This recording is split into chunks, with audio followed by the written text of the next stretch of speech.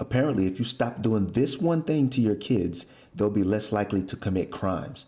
Germany stopped doing it, and they have less crimes. You know what it is? Slapping your kids around.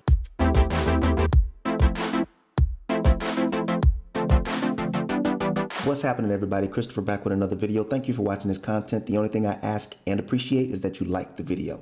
Germany's crime rate, apparently it's dropping, and not only amongst the adults, but the kids too, the juveniles, the young people. The rates are apparently coming down because less young people are committing crimes. We're gonna take a look at this video and see if we can point out the reasons why they're committing less crimes.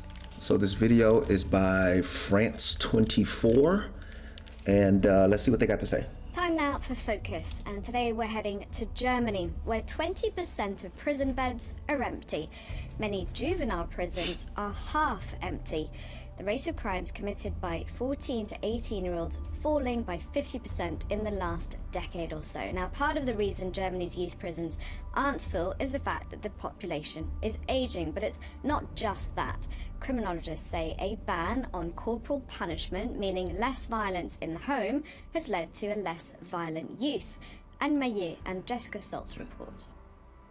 So that tells me that at once upon a time, according to what she's saying, that once upon a time there must have been lots of violence in the home, which led to a lot of those crimes that were committed up to 10 years ago, or in between the 10-year decline. Who knows though? 5 years ago, this juvenile prison in Herford, North Rhine-Westphalia was full.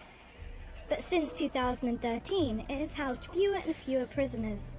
The director has actually closed down part of the complex. We closed sections B2 and B3. Those are the two upper floors of this building. We closed them because we have a lot fewer prisoners. And from an economic point of view, and for the staff, it's definitely better.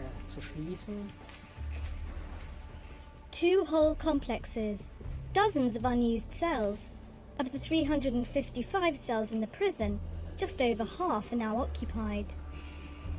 We're spoiled for choice. Which cell do you want to visit? Wow, that looks just as hardcore as some of the other prisons we were looking at. And this is just like a juvenile detention center. Let's see what these cells look like on the inside. With fewer prisoners, the staff are able to claim their overtime Oh wow, hours. tiny. The atmosphere is much calmer. Tiny, but it looked like All they had prisoners here are some supervised by comforts. social workers and given the opportunity to learn a trade. They have about 15 different professions to choose from. We are reaping as much as possible the benefits of the current situation. The pace is less hectic. And since our staff remained the same, we have much more time to deal individually with each inmate. So that's good again that they're teaching they call them inmates, but they're so young, I feel kind of funny calling them inmates. They're teaching them things while they're there so that when they get back out into the streets, into the real world, they actually have something to contribute. That's good, and I like that. And this detention center is by no means an isolated case.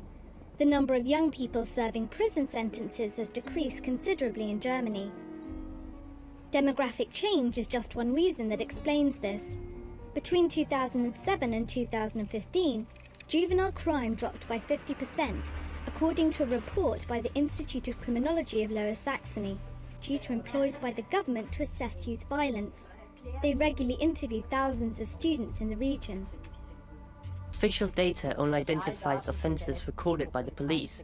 With these polls that we carry out with young people, we're able to supplement that data with the crimes that are not reported to the authorities. All of this information gives an overview of juvenile crime and its origins. And the criminologist's findings are surprising. According to Søren Kliem, the dramatic decline in crime is explained by a reduction in youth unemployment. So that's another thing, youth unemployment. As long as I've been in Germany, I've always seen the young people busy and out doing something. Like even in the places I shop at, I'll see young people in there working. When I first got here, it was kind of strange to see young people selling alcohol before I knew how young you could be to drink alcohol here anyway. But it was just weird to see them selling me my alcohol. And I was just like, oh, what are you doing here? But yeah, that's another thing. I usually always see young people out and about doing something. I don't know if they get paid to like deliver the papers and stuff like that, but they'll even be outside delivering my my village's information paper and mail. I mean, and even as far as like being some of the diggers into the ground, digging for like putting in the cable and internet and stuff like that, I'll even see them out doing that. I don't know how young some of these guys are, but they look pretty young to me. And oh, also wow. by a significant decline in violence. Did you see that within pan? families. I gotta see that again. The dramatic decline in crime is explained by a reduction in youth unemployment, and also by a significant decline in violence within families. Wow. I am a filmmaker by heart, so just that little things like that I always notice. Those are pretty smooth pans. Somebody knows what they're doing. We believe that young people who have not experienced violence at home have a much lower acceptance of violence. And when No this violence in the acceptance home, so- decreases, young people are less inclined to commit violence and do not tolerate it in their friendship circles. So I guess what they're saying is the less violence that is taught to them, even passively by like punishing them too harshly, the less chance of that becoming a learned behavior and them carrying it on into their friends groups and then out into the real world. Corporal punishment has been illegal in Germany since 2000. This law has had profound effects. Social There you go. workers on the ground also notice that young people are less likely to come to blows. Werner Beer has run this boxing club in Hanover for 20 years. His slogan, boxing instead of violence. Yep. In the ring, there are rules. In the street, there are none.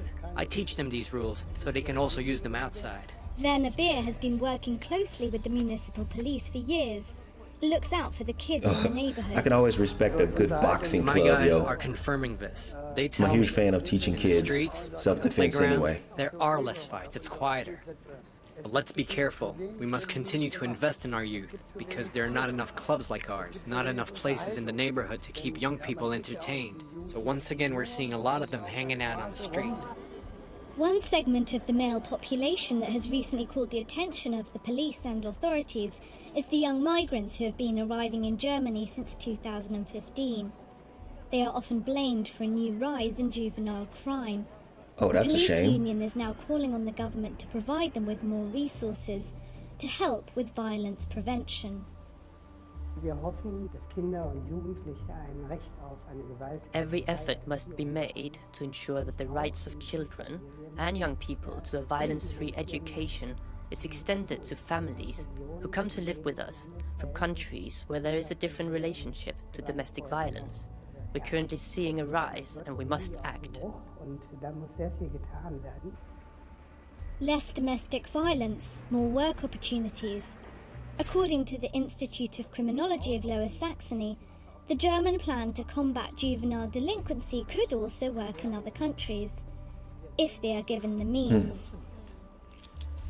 So it's good to know that crime amongst young people is dropping. It's good that it's dropping as a whole, but it's really good to hear that young people aren't starting early in their criminal life and just creating a bad path for their future. One of the things I always say is like, protect the kids. Like, give the kids the best chance at a good future. Like, really, that's our most important job as adults and parents.